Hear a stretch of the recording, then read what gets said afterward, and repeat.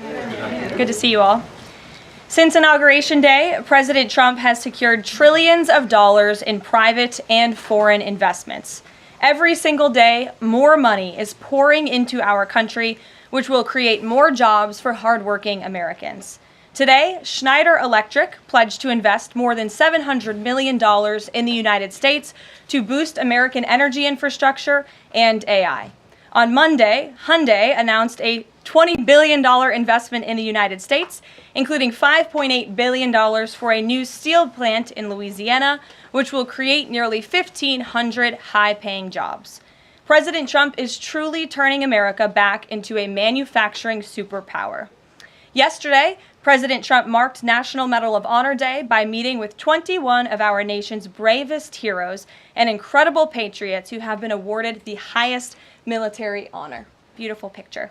The president also signed a historic executive order to protect the integrity of American elections by strengthening voter citizenship verification and banning foreign nationals from interfering in U.S. elections. These are the common sense solutions that only Democrats could oppose. But voters deserve elections they can trust, and critical confidence is being restored thanks to President Trump's leadership. Later this afternoon in the East Room, President Trump will mark Women's History Month by honoring the exceptional women around our country, including the highly talented women in his administration and his cabinet. And on an additional scheduling update, the president will hold a press conference in the Oval Office today at 4:00 p.m. to announce tariffs on the auto industry. And I will leave that to him to make that announcement later. Unfortunately, all of this good is happening for our country. This administration is working hard on behalf of the American public every day, but the mainstream media continues to be focused on a sensationalized story from the failing Atlantic magazine that is falling apart by the hour. Here are the facts. The National Security Advisor has taken responsibility for this matter, and the National Security Council immediately said, alongside the White House counsel's office, that they are looking into how a reporter's number was inadvertently added to this messaging thread. We have said all along that no classified material was sent on this messaging thread. There were no locations, no sources, or methods revealed, and there were certainly no war plans discussed. The Atlantic has even admitted this themselves. Their release of these internal messages validates the truth, which we have been saying all along. If this story proves anything, it proves that Democrats and their propagandists in the mainstream media know how to fabricate, orchestrate, and disseminate a misinformation campaign quite well. And there's arguably no one in the media who loves manufacturing and pushing hoaxes more than Jeffrey Goldberg. Goldberg is an anti-Trump hater. He is a registered Democrat. Goldberg's wife is also a registered Democrat and a big Democrat donor who used to work under who? Hillary Clinton. This is the same Jeffrey Goldberg who infamously lied about weapons of mass destruction to get us into the Iraq War, which cost trillions of dollars and thousands of American soldiers. And how else has Goldberg discredited himself? By absurdly claiming that President Trump was Vladimir Putin during the 2016 campaign, by peddling the Russia hoax that tried to hijack President Trump's first term, by inventing the suckers and losers hoax to help Joe Biden in the 2020 election, by peddling a hoax about President Trump involving Gold Star families to help Kamala Harris in the 2024 election, which our campaign at the time vigorously denied. Jeffrey Goldberg didn't care. There's more, but we don't have all day, and we can now add this signal hoax to this very long list. The real story here is the overwhelming success of President Trump's decisive military action against Houthi terrorists. On March 15th, President Trump ordered a series of military operations against the terrorist Houthis to defend U.S. shipping assets in the Red Sea, restore freedom of navigation for international shipping, and defend the United States from enemy threats. United States forces successfully struck dozens of targets across Houthi-controlled territory. And as a result of these actions, several Houthi leaders were killed, including the Houthi drone chief, his deputy, and several of their drone experts and other key leaders. We also destroyed command and controlled facilities, weapons manufacturing facilities, and advanced weapons storage locations.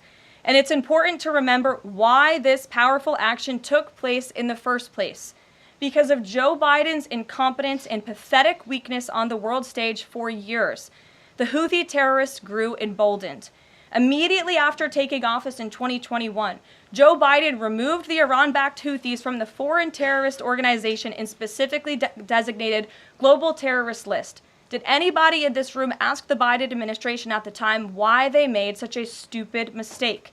This reckless action undid the designation put in place by President Trump during his first term, and what followed was predictable and devastating. The Houthis targeted U.S. military ships and aircraft, hit commercial ships, including U.S.-flagged vessels, threatened our personnel overseas, and attacked our allies in the region. This resulted in more than a year of U.S.-flagged commercial ships being prevented from safely sailing through the Suez Canal, the Red Sea, and the Gulf of Aden. This had a massive negative impact on global trade of the economic security of the United States. Joe Biden was the commander-in-chief, and he sat on his hands while the United States of America was bullied and embarrassed by terrorists. President Trump and his team are putting a stop to these threats and restoring American strength around the world. The Trump peace through strength approach means no terrorist force will stop American commercial and naval vessels from freely sailing the waterways of the world. But unfortunately, this is not what the Democrats and the media want to talk about. They are focused on a coordinated campaign to try and sow chaos in this White House. And this has been the most successful first 2 months of any administration ever, which is exactly why they are doing this. We are not going to bend in the face of this insincere outrage. And here's just one example of how bad faith the Democrats' criticisms are. Democrat Senator Mark Warner is hysterical over the use of Signal, which is an approved decrypted app, in the killing of Houthi terrorists. But Senator Warner himself used Signal to work with a lobbyist for a Russian oligarch to connect the disgraced Steele dossier author who started the Russia hoax, which Jeffrey Goldberg later reported on. How ironic. We're not going to lose focus of the bottom line, which is that Joe Biden's weakness enabled and emboldened Houthi terrorists, and President Trump's strength and resolve eliminated those terrorists. Here in our new media seat today, we have Lindsay Keith. She is the managing editor for Merit TV and serves as their White House correspondent.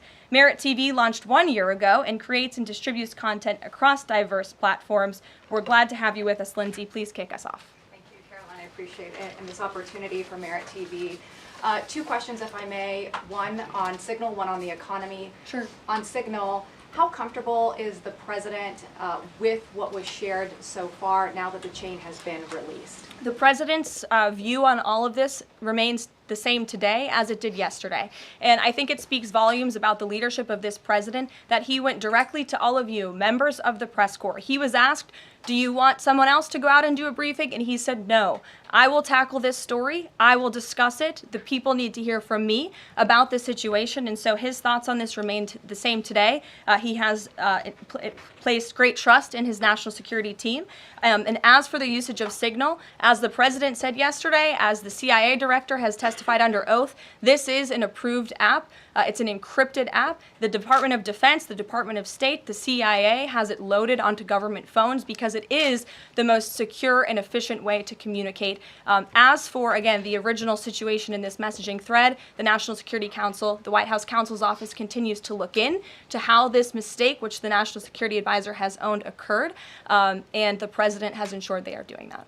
On the economy, consumer confidence hit a 4-year low this month. Can you help explain to the American people how tariffs will help them in the long run? Yeah, absolutely, and I'm grateful for the question.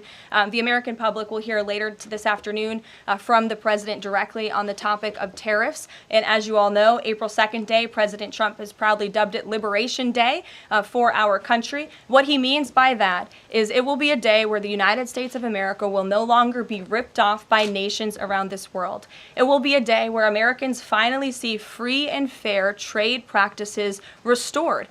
We are no longer going to allow our allies, our competitors, and our adversaries to take advantage of American workers. And if you think about your hometown in the state that you grew up, Main Street looks a lot different today than it did many years ago. And President Trump wants to restore America as a manufacturing superpower around the globe. He wants products to be made right here in the our great country with great, hardworking American hands that will ultimately result in higher wages and more money in the pockets of the American people. And he's also, in addition to tariffs, also determined to pass tax cuts later this year, as he did successfully in his first term, to put even more money back into the pockets of hardworking Americans. Peter. Caroline, if I can ask you very quickly about the information we've seen, just to set the predicate to all this. Has the president been briefed and physically seen he's seen all the details of the chat as printed by the Atlantic? I just spoke to the president about it, yes. Okay. Then let me ask you, if I can, very quickly. In the chat, Pete Hegseth, the defense secretary, details F-18s, Tomahawks, so some of the weapons that were used. He details the timing involved for this, all of which occurred 31 minutes before, as he says, F-18s would launch. The DoD manual details classified information as significant military plans, saying that is secret, that's classified. So what about, there are no methods, there are no sources, but that's not what determines what's classified. So what is it about what Pete Hegseth wrote that makes you say this is not classified? Well, it's not just me saying that, Peter. It's the Secretary of Defense himself who is saying this as well. And he put out a very strong statement earlier today listing all of the things that were not included in that message that he sent to the group. And again, this message, there was no classified information transmitted. There were no war plans discussed. Why did the Atlantic downgrade their allegation about war plans to attack plans? They're now playing word games because they know this was sensationalist spin from a reporter who is well known for doing this. We have said all along no war plans were discussed, no classified material was sent. You have the Secretary of Defense saying that. You have the director of the CIA, the director of National Intelligence, the FBI director, all testifying to that under oath, and they should be trusted with that. To be clear, Americans can make the decision for themselves, but whether is the Sure. you said it's not war plans.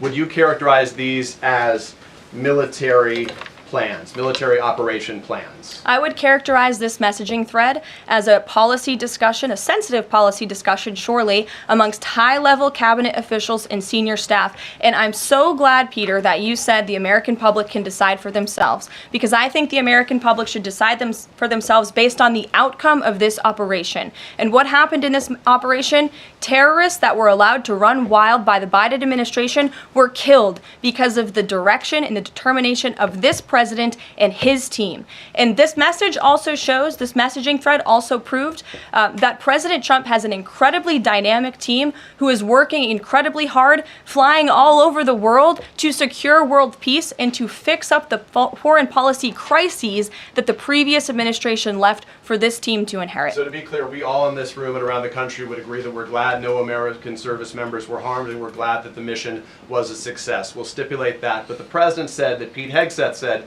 none of this was classified. So given the president has seen it now, and given the president understands that significant military plans are deemed classified as secret, how does the president view none of this, which details times and weapons and more, as being not classified? I've already been asked and answered this question. The president's thoughts on this remain the same today as they were yesterday, On what basis, as I'm well as the Secretary of Defense. This question has been asked and answered. There was no classified material discussed. Jackie. On what basis I was asking? Go ahead, Jackie. Thank you, Caroline.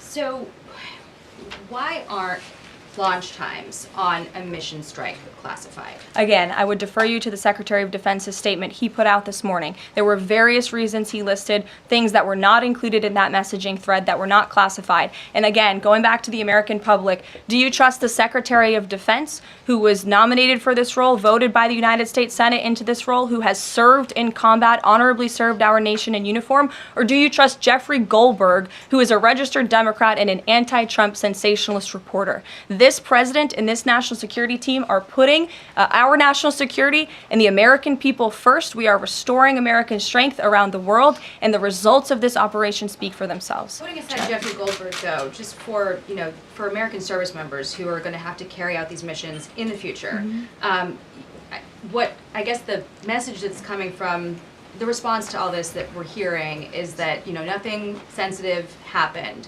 and I guess the logical conclusion of that is that if these messages had gone out publicly prior to the launch, that wouldn't have been a risk to service members. I don't know that they're comfortable with that. So can you explain, had these messages been published, would the plans have moved forward? Would the launch have still taken off? What I can tell you is that the President, as the Commander-in-Chief of our United States Armed Forces, and Secretary Pete Hegseth, who is an incredible man and a warfighter himself, take the lives of our American service members with the utmost responsibility, and they would never do anything intentionally to put their lives at risk. And again, they are working hard on that every single day, and we are protecting our service members while also restoring peace throughout this globe. It's something the previous administration has not done. And I would just add one more point. We are not going to be lectured about national security and American troops by Democrats and the mainstream media who turned the other cheek when the Biden administration, because of their incompetence, left 13 service members dead in Afghanistan, and not a single person in the previous administration was held accountable for that botched withdrawal. Joe Biden said, in fact, it was a great operation. That is despicable. It's unacceptable to this president and this Secretary of Defense. The National Security Advisor has taken responsibility for this inadvertent number being added to the messaging thread. But above all, we take the lives of our troops, safety, security, prosperity around the globe with the utmost seriousness. Goldberg's intentions, do you believe Jennifer, that he go would ahead. release that to embarrass the administration ahead of the worldwide threats? Jennifer, go ahead. Given what you've said about the president's trust in his national security team, can you say definitively that no one will lose their jobs? No one will lose their job at all because of this signal situation? What I can say definitively is what I just spoke to the president about, and he continues to have confidence in his national security team. Caroline, one more, can I ask one more, Karen? On the targets in Yemen on March 15th, can you say were 100% of the targets that were planned for March 15th, were they all destroyed? Because that would be an indication if some of them were moved, but they were not all hit, that maybe perhaps some of the enemies were able to get some of the information in that signal. What I can say about the operation is what the Department of Defense has put out there. I would refer to them for any further operational details. But there have been more than 100 strikes conducted against Houthi targets, and they have hit key Houthi leaders, air defense systems, command and control nodes, headquarters, weapons manufacturing and storage facilities. And these operations will continue until the freedom of navigation in our seas is restored and U.S. shipping can safely transmit without the fear of attack. And again, we believe that this has been a very successful operation thus far, and it will continue until this administration feels it no longer has to, and these terrorists have been taken out, which again is something the previous administration should have done, but they didn't, and now we've inherited this crisis. Stephen. Thank you, Caroline. I'd like to clarify something about the investigation and also ask about some conservative commentary. On the investigation, Mike Waltz said last night that he had spoken to Elon Musk about figuring out how Jeffrey Goldberg's number got in his phone. You mentioned the NSC and the White House counsel's office investigating. Can you just clarify who is investigating, who's leading that, and also Dave Portnoy, who endorsed President Trump, said today that he thinks that Mike Waltz should leave. Could you respond to that? Sure. Great respect for Dave Portnoy, but I just answered that previous question from Jennifer. As for your original question about who's looking into the messaging thread, the National Security Council, the White House counsel's office, and also, yes, Elon Musk's team. Elon Musk has offered to put his technical experts on this to figure out how this number was inadvertently added to the chat. Again, to take responsibility and ensure this can never happen again. Caroline, I have two questions. One on a follow-up on something you just said. But since we have these messages released, and you said that the president has now personally reviewed them, at the chat, at one point, Pete Hegseth wrote 1415 strike drones on target, and in all caps, he said, "This is when the first bombs will definitely drop." Does the president feel that he was misled by his national security advisors, whoever it was that told him there was no classified information in there, now that he's seen these messages? I've now been asked and answered this question 3 times by the both of you, and I've given you my answer. The president feels the same today as he did yesterday. Okay. Philip. And on my follow-up on what you had just said. No, go ahead, Philip. I have a Caitlin, I'm not taking your follow-up. Philip, go I have ahead. a follow-up on something you Express just said, though, Caroline. That's Caitlin, regarding I'm not Jeffrey taking your Goldberg. follow-up. Philip, go ahead. I have called on Thank you. you. Thank The you. Vice President seemed to express some frustration that Europe wasn't doing more to police waterways in their backyard, noting in that signal thread that 40% of European trade goes through the Suez Canal. Does the President share that opinion and frustration? And then going forward, should the Europeans be responsible for policing that waterway? Well, the president was asked this question yesterday by the pool in the cabinet room, and he answered this question. He said yes, he believes that Europe has been, as the vice president put it, freeloading on the backs of American taxpayers and off the backs of the United States of America, and he wants to ensure that Europe pays their fair share. He's always been very honest and upfront about that, and I think the vice president shares those concerns with him as well. And then one more. Sure. Enlisted soldiers, sailors, and Marines would face consequences if they shared this type of information inadvertently with a reporter. Can you tell us more why the president is so willing to give Mike Waltz a mulligan here? Again, I have now been asked and answered this same question using different language multiple times. If anybody has another question, there's a lot of different things going on in the world. We have tariffs possibly being implemented later today. The president is going to talk about that at 4 o'clock this afternoon. Sure, go ahead. Okay, thank you for taking my question. I wanted to first and foremost thank the administration for the election integrity executive order, because so many journalists for 4 years were banned from talking about this very subject. So thank you to the administration for that. My question is, yesterday President Trump, when signing the order, said that there is more to come when it comes to election integrity. Would that include same-day voting and hand-counted paper ballots? And why are Democrats so against election integrity measures like obviously proof of citizenship when it comes to voting in a United States election? Well, it's a very good question. You'll have to ask the Democrats why they're against so many common sense things, not just mandating voter ID. Why are they against men and women's sports? Why are they against deporting foreign terrorists from American soil who have been designated a foreign terrorist organization? I'm referring to Tren de Aragua. As for the election integrity executive order that the president signed yesterday, this is in an effort to restore trust in American elections. There were more than 10 steps taken, 10 executive actions taken throughout this one order. It directs the department, or the attorney general rather, in Homeland Security to prevent non-citizens from any involvement in administering elections. There's also another host of actions. We can provide the fact sheet for you, but it's a very strong election integrity executive order, and the president would also like to see Congress do something about this very important issue as well. Sure, go ahead. Karoline, the Republicans and Democrats alike have been expressing some concern about the frequency with which senior Trump officials have been using the Signal app. Has there been discussion, or will there be a review about how often they use Signal, and if you could explain to us how they might be considering other applications to get away from something like this happening again? Sure. Well, again, first of all, Signal has been an approved app for government use. It's an encrypted app, and as I said, it's the most safe and efficient way of communicating, especially when people can't be in a skiff or inside a room physically together. I think, as the president said yesterday, he wishes that everybody could be in the room, and it's our goal to ensure that everybody can be. But again, no classified information was discussed in this chat, and any time classified information is discussed amongst high-level officials across this administration, secure lines of communication are used, including, by the way, our special envoy, Steve Witkoff, who I understand the Wall Street Journal erroneously reported that he was on this Signal chat on a personal device while in Moscow. That is absolutely false. Steve Witkoff did not have his personal device, nor did he have his government device with him. He was given a classified, protected server by the United States government, and he was very careful about his communications when he was in Russia. So rest assured to the American public, this administration is taking every precaution when it comes to protecting our national security. And that's why the American people reelected this president, because they know that our national security is in good hands with the President of the United States. Speaking of the Vice President, I understand he's going to be speaking any moment now. I would hate to counter-program the Vice President of the United States. You'll also hear from the President at 3 o'clock. He will be honoring Women's History at the Women's History Month celebration. We have a lot of great women across our cabinet who will be in attendance, so we'll see you all there. And then you'll also hear from the President again at 4 o'clock when he talks about tariffs. So plenty of time for more questions. Sorry it's a bit shorter today, guys. We'll see you later. Jeffrey Goldberg's number and Michael Waltz's phone if he's a registered Democrat and anti-